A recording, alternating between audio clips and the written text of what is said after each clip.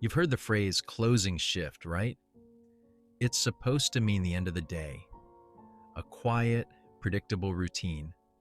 Mop the floor, count the cash, wipe down the fryer, lock the doors, go home. But on the night of November 17th, 1978, in the quiet suburb of Speedway, Indiana, a closing shift became something else entirely. Something cruel, something twisted, something that would haunt four families, cripple a police investigation, and burn itself into the American subconscious for the next 4 decades. Jane Freet was 20, Ruth Shelton was 17, Daniel Davis and Mark Flemons were just 16. Friends, co-workers, kids. They were all set to clock out that Friday night from their shifts at the local Burger Chef, a fast food spot nestled along Crawfordsville Road, tucked inside a strip mall like any other. But when morning came, the restaurant stood hollow. The lights were on, the safe was open, the back door was ajar, and the teens vanished. No blood, no broken glass, no cries for help. Nothing but the eerie stillness of a place that should have been busy, messy, loud with kitchen clatter. Their belongings, coats, purses, even keys, were left behind, as if they just stepped out and never came back. At first, investigators brushed it off. They'll turn up, they said, probably just took the cash and ran off to party. No crime scene was secured, no perimeter taped off. Critical hours passed as if the earth hadn't just swallowed 4 teenagers whole. Then, 2 days later, came the discovery in a wooded ravine more than 20 miles away. The bodies were arranged like discarded dolls, 2 shot in the back of the head, 1 stabbed so viciously the blade snapped off in her chest, 1 beaten so badly he choked on his own blood. It was execution. It was ritualistic. It was personal. And the message was clear. Someone had planned this. Someone had controlled every minute of it. And someone had gotten away with it. No arrests, no weapon, no clear motive. Just 4 lives destroyed and a town shattered. And for more than 45 years, that silence has remained. Who killed the Burger Chef kids and why? Tonight, we reopen the door that should have never been left unlocked. We revisit the tragedy that still echoes through every unsolved case that followed. This is the story of the Burger Chef murders, and it's far from over.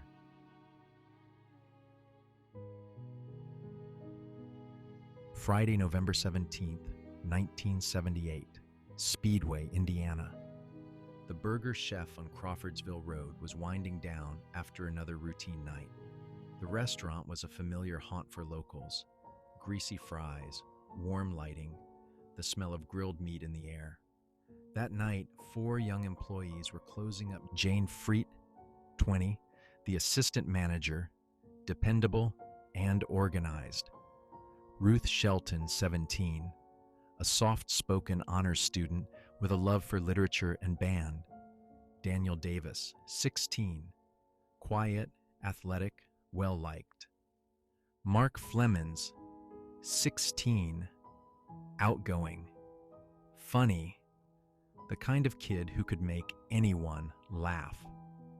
It was just after 11 p.m., the scheduled closing time. Cars rolled past.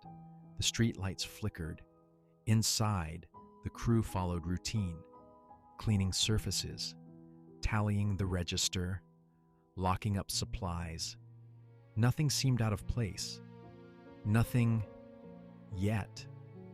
Around midnight, a suspicious calm. A fellow employee, Brian Kring, stopped by the restaurant shortly after midnight, either to visit or pick someone up. Reports vary. What he found was surreal. The front and back doors were unlocked. The safe was open, but not emptied. Roughly $581 was missing. Purses and coats were still inside, Even the car keys of one of the teens were untouched. The store wasn't ransacked. It looked paused, like time had stopped in the middle of an ordinary task. Jane's car was gone, a 1974 Vega, but no one could reach her. The other families began calling each other. They waited. They hoped. But as Friday bled into Saturday, that hope dimmed. Saturday, November 18th. A fatal assumption. Despite the eerie scene, Speedway police initially did not suspect foul play. They treated the incident as a probable runaway or petty theft. They didn't preserve the restaurant as a crime scene. They allowed the restaurant to reopen the next morning. They even let staff clean the premises, unintentionally wiping away potential evidence forever. This early misstep would haunt the investigation for decades. That evening, families were still in panic. Phone calls went unanswered. No signs of the teens. No activity on their bank accounts. No reason they would run off. Jane had even made plans to go shopping the next day. Ruth had promised her mother she'd be home to study, but there were no answers. Only the growing ache of absence. Sunday morning, November 19th, the discovery. In a wooded ravine in rural Johnson County, about 20 miles from the Burger Chef, two hikers came across something unspeakable. 4 bodies, in varying positions, spread out just enough to feel staged. Daniel Davis and Ruth Shelton lay side by side. They had each been shot execution style in the back of the head with a .38 caliber revolver. Nearby, Jane Freet had been stabbed in the chest, so violently that the knife blade broke off in her heart. Mark Flemons had suffered a particularly savage fate. He had been beaten with a chain or metal rod and left to die. He choked on his own blood, likely the last to be killed. There were no defensive wounds, no sign of a struggle. It was swift, methodical, cold. The investigation begins. Too late. Once the bodies were found, Speedway police realized the enormity of their mistake. By then, the original scene at Burger Chef had been trampled, cleaned, and left unprotected. Witness reports began to surface. A bearded man in a van seen loitering outside the restaurant that night. A customer reported seeing 2 strange men watching the teens, possibly following them back inside before closing. Police released composite sketches, but no names ever stuck. They scoured the crime scene in the woods, but no murder weapons were found. The knife handle used to kill Jane was missing. The revolver that killed Ruth and Daniel, also gone. The car Jane had been driving was later recovered abandoned in town, showing no sign of blood or struggle. Its placement felt intentional, like a red herring. Every few years, journalists revisited the story. Every few years, families hoped for closure, but there were no fingerprints, no murder weapons, no charges filed. Only the quiet persistence of a town still mourning its own. Lead detectives grew old. New investigators inherited the cold case. Files grew thicker. Tips faded. But the question remained frozen in time. Why were 4 teenagers abducted and executed? And who was capable of such cruelty?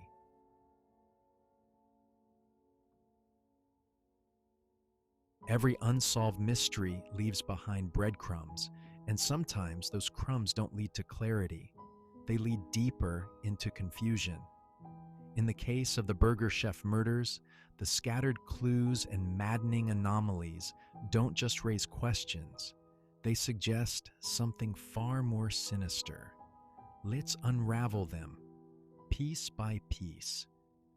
When fellow employee Brian Kring arrived just after midnight, he found the Burger Chef doors unlocked, the lights on, and no sign of the closing crew.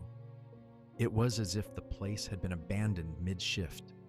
The safe was open, and $581 was missing, but the registers were untouched, and no other items appeared stolen.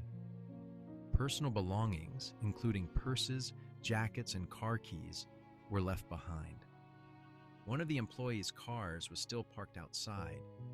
Jane's car was missing, presumably driven by the attackers, but this wasn't a chaotic scene.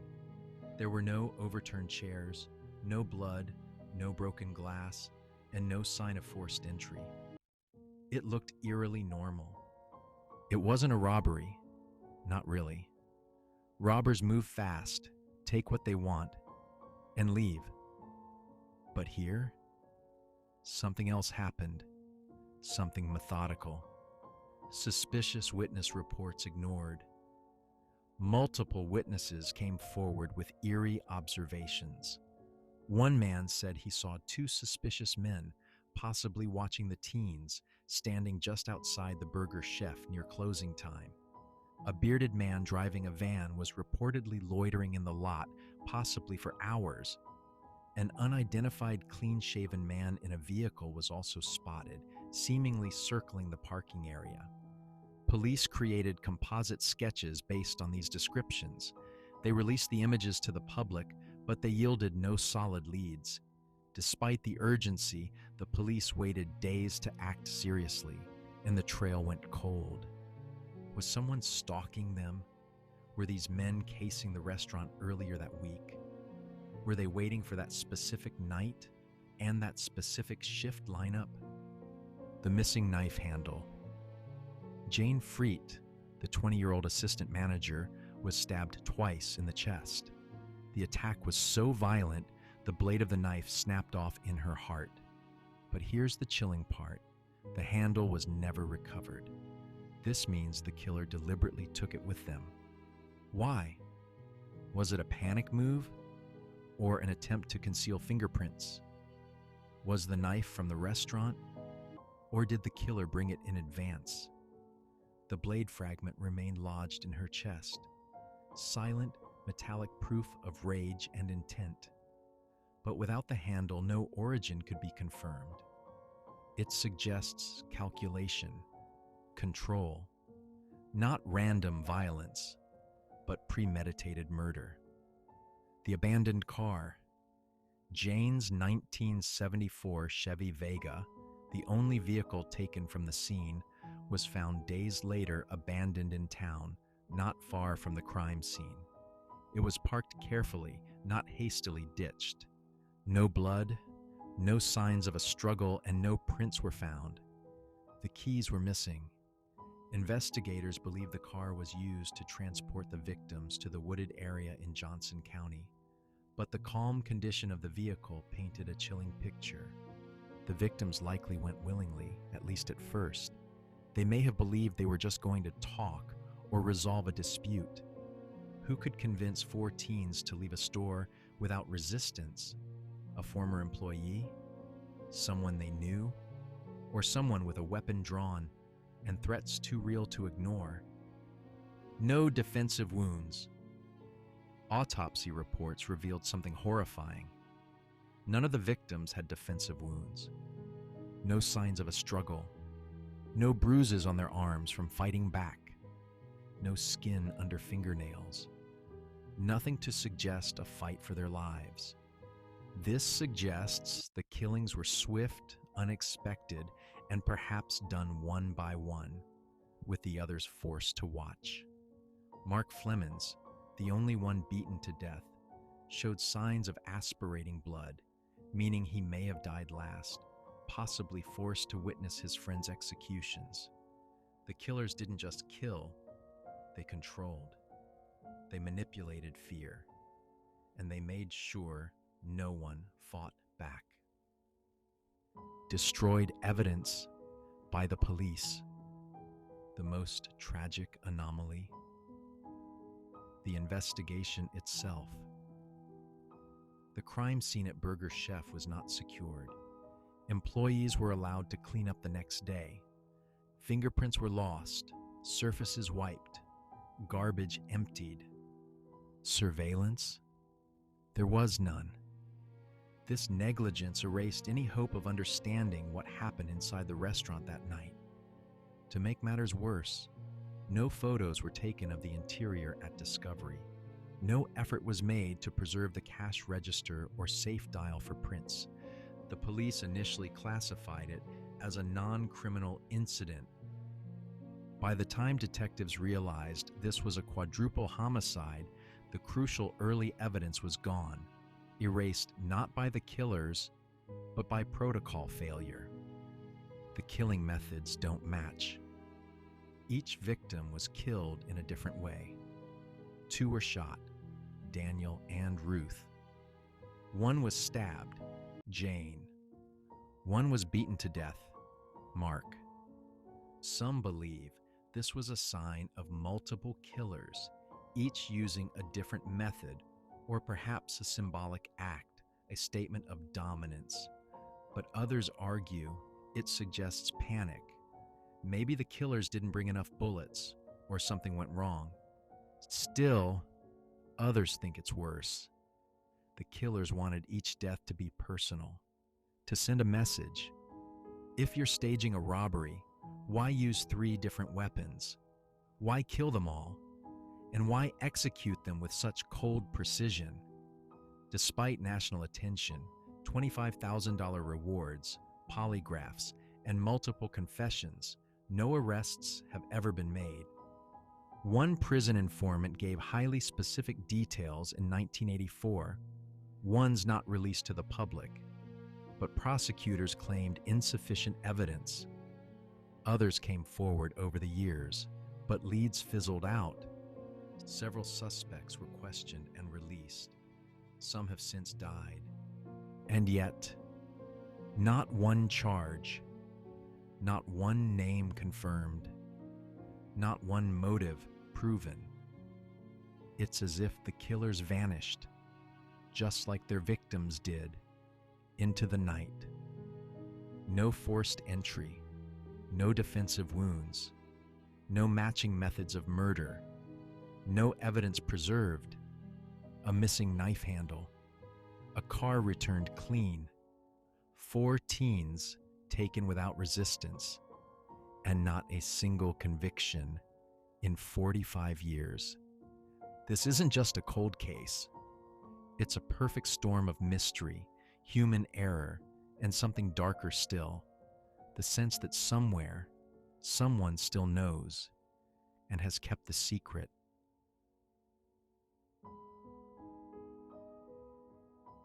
Who killed the Burger Chef kids, and why?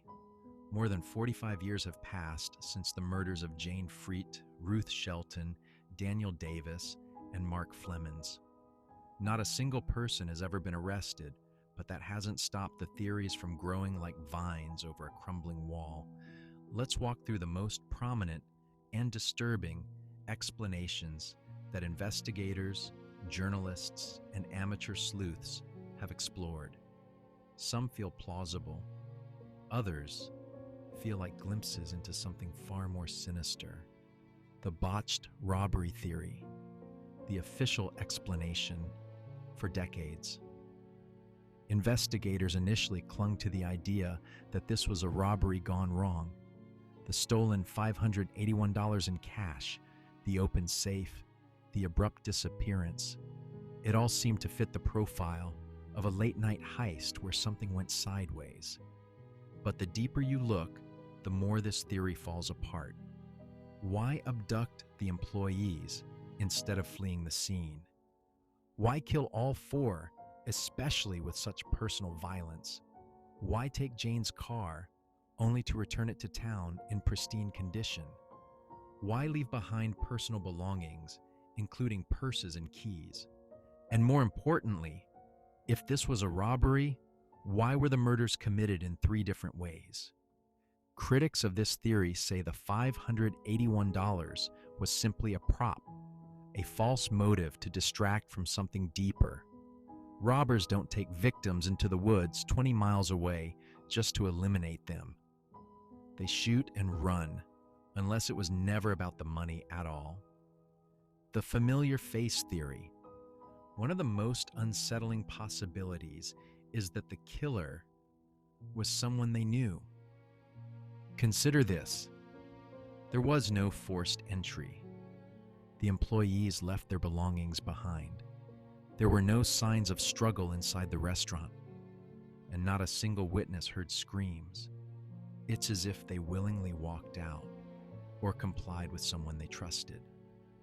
Some believe it may have been a former Burger Chef employee, someone who knew the layout, the closing routine, and perhaps even had personal issues with the staff, especially Jane, the assistant manager.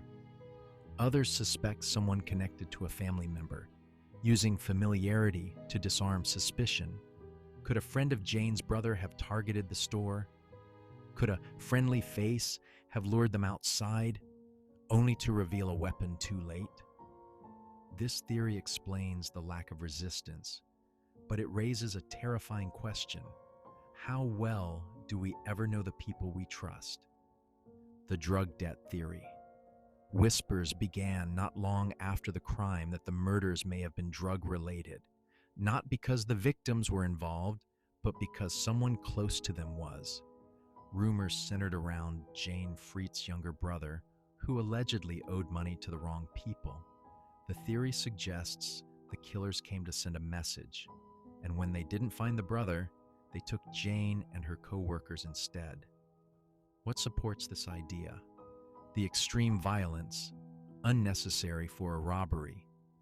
The use of multiple weapons, suggesting a show of dominance or punishment. And the possibility that one of the teens was meant to die, but the rest were simply witnesses that had to be silenced. Police reportedly explored this theory in the 1980s, but no credible evidence ever linked the brother or his acquaintances to the crime. Still, this theory paints the killings as a targeted hit, disguised as a robbery. But if that's true, why hasn't anyone talked in 45 years? The gang initiation theory. One of the more chilling and controversial theories suggests that the murders were part of a gang initiation ritual. This theory gained traction because of the varied methods of killing, execution-style shootings, a savage stabbing, a brutal beating.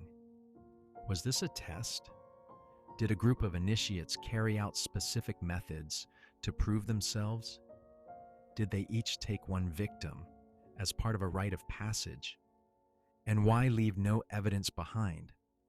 This theory is speculative, but consider the speed and control of the abduction, the lack of defensive wounds, the staging of the bodies, the utter silence that followed.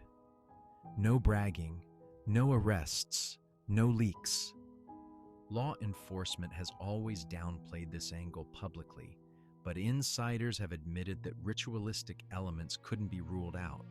Still, gang activity wasn't common in Speedway, which raises a terrifying possibility. Was this a group from outside the town? The mistaken identity theory. What if the Burger Chef staff that night weren't the intended targets? Some believe the killers planned to target a different shift, or even a different Burger Chef entirely, and realized too late they had the wrong people. This could explain the chaotic variation in murder methods, the lack of a clear motive, why the scene looked partially improvised. In this theory, something went wrong. A plan spiraled, and the killers scrambled to cover their tracks. Maybe they expected an inside man. Maybe they thought they were confronting someone who worked the earlier shift. Instead, they encountered 4 innocent kids and killed them to eliminate witnesses. If this is true, then the Burger Chef murders weren't just tragic. They were catastrophic and senseless. The one killer theory versus the team. This case feels too complex for one person. Multiple weapons, multiple methods, 4 victims, a transport, a remote location, all executed with military-like precision. Many investigators are convinced there were at least 2, maybe 3, perpetrators. One with the gun, one with the knife, one with the chain, possibly a driver, never seen or described. There's also the psychological profile. The act suggests coordination, domination, and control. These were not random outbursts.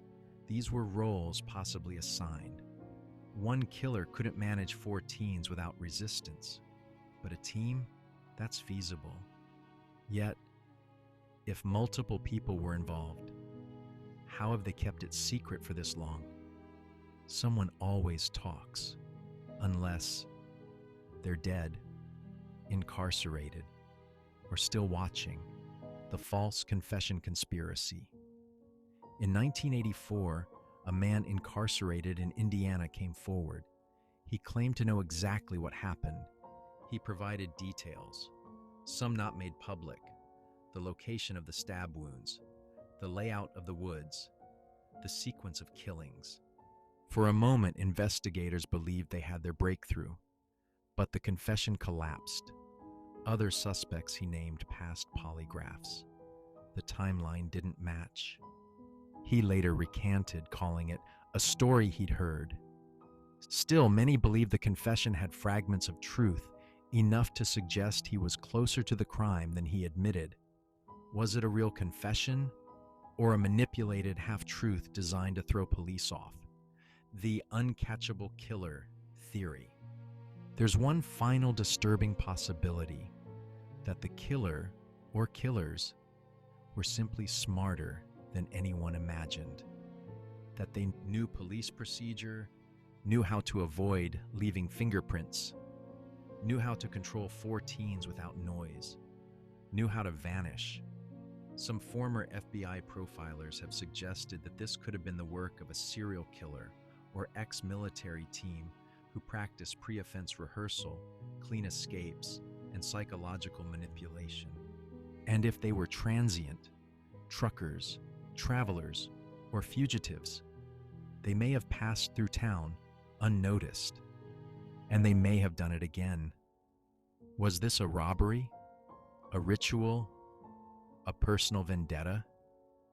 Were the victims in the wrong place at the wrong time, or exactly where they were meant to be? What we know is chilling. What we don't know is worse.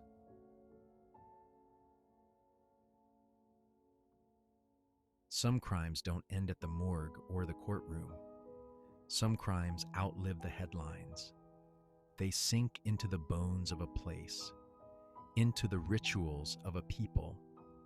The Burger Chef murders didn't just steal 4 young lives. They redefined an era's innocence, rewrote workplace safety, and left a quiet dread that still pulses in the small town of Speedway, Indiana, and in the American psyche. Speedway was supposed to be ordinary, a working-class town, a racing town, a community where neighbors waved and teens walked home from their shifts with bags of leftover fries. But after November 1978, everything changed.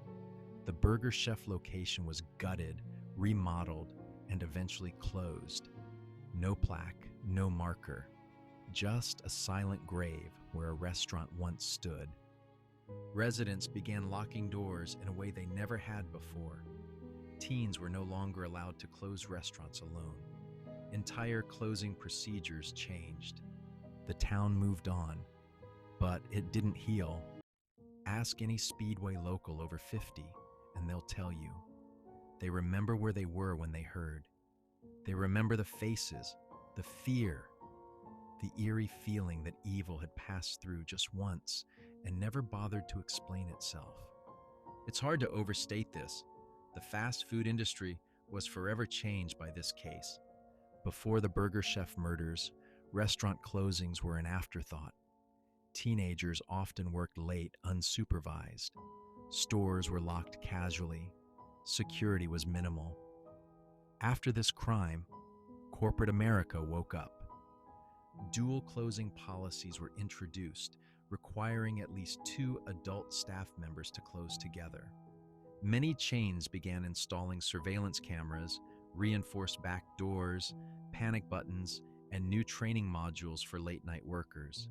Cash drop systems were adopted to limit how much money stayed on site after hours, and background checks for new hires became more rigorous in many chains. Burger Chef itself, once the #4 fast food chain in the US, never recovered from the public relations fallout. It limped through the early 80s and was eventually absorbed by Hardee's. The name faded, but the story didn't. The Burger Chef murders didn't just stay in Indiana. They became part of national cold case lore, joining the chilling pantheon of unsolved crimes that people whispered about in diners, true crime forums, and late-night radio shows. It wasn't just about the who or the how. It was the why that haunted everyone. 4 innocent teens, different killing methods, no forced entry, no struggle, clean getaway, 0 arrests. It felt ritualistic, designed, intentional. Theories spread like folklore, campfire tales told of satanic cults. Some speculated that the murders were part of a government experiment gone wrong. Others believed the killers still lived in the town, protected by silence, fear, or power. The Burger Chef murders became more than a crime.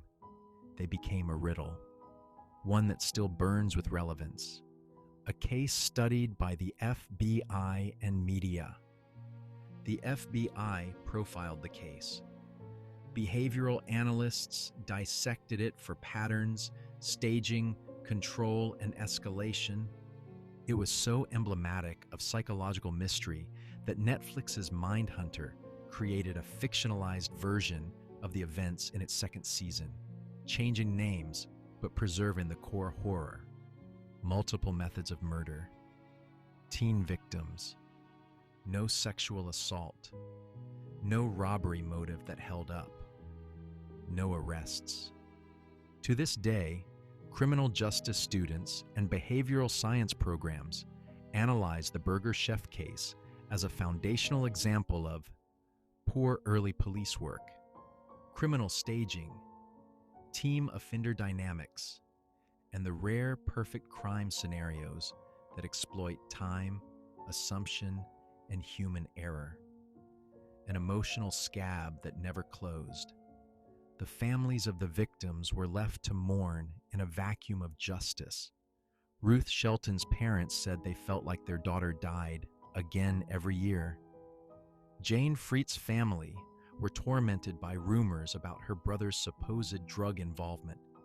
Daniel Davis's and Mark Flemons's families were left with no real answers, only the cruel clarity of autopsy reports and empty bedrooms. Worse still, every few years, new rumors would bubble up. A prison confession here, a sketchy tip there, a half-remembered sighting of a van. But the killers never surfaced, and the case remains officially unsolved.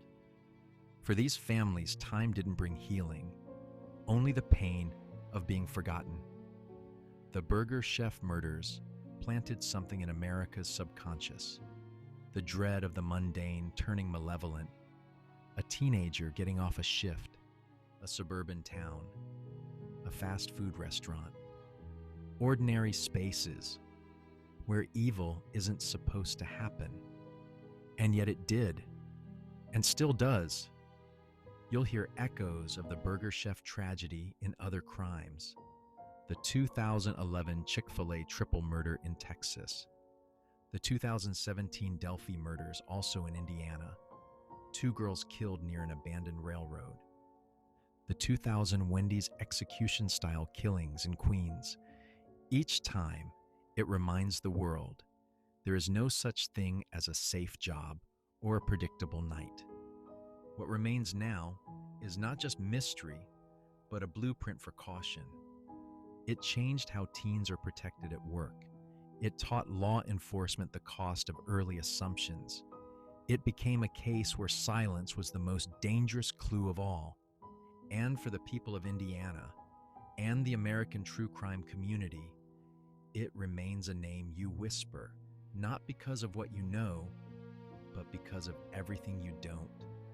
Some murders are about hate. Some are about greed. But the burger chef murders feel like something worse. A void so cold and precise, it still breathes decades later. And the scariest part? The people who did this may have never stopped. They may have never even left. 4 young lives. 4 grieving families. No arrests, no confessions, no justice. What began as just another closing shift became a portrait of pure silence, sharpened by steel, shadowed by trees, and abandoned by the very systems meant to protect us. Jane, Ruth, Daniel, Mark, their names deserve more than a mention. They deserve answers. They deserve to come home. But instead, they were left in a ravine, under moonlight, among the brush and the cold, far from the laughter of their homes, far from the futures they were meant to have. And what followed was not just grief, it was disbelief. A police force that dismissed their disappearance, a crime scene that was cleaned instead of secured, a public fed on half-truths and fading sketches, a generation of kids who grew up learning the price of being ignored. It wasn't just the murders that scarred Speedway. It was the silence afterward, the wrong assumptions, the empty caskets of closure. This wasn't a crime of passion. It was a crime of dominance. A statement made in blood, then wiped clean by time. And whoever did this, they didn't just disappear. They lived. They aged. They watched. Maybe from prison. Maybe from down the street. Maybe from the house next door. And maybe, just maybe, they still remember that night as clearly as the families do. Tonight we remember the faces. We say their names. We reopen the door that the killers hoped would stay shut forever. Because when justice fails, memory must not. Because cold cases don't stay cold. They freeze the heart of everyone they touch. This has been Whims and Whispers, where silence speaks and shadows never forget. If tonight's mystery held you, share it with someone who still listens to the dark. Tap subscribe so you don't miss the next voice that speaks from the stillness. And ask yourself before you sleep, what really happened inside that burger chef in 1978? And who's still smiling in the dark because they got away?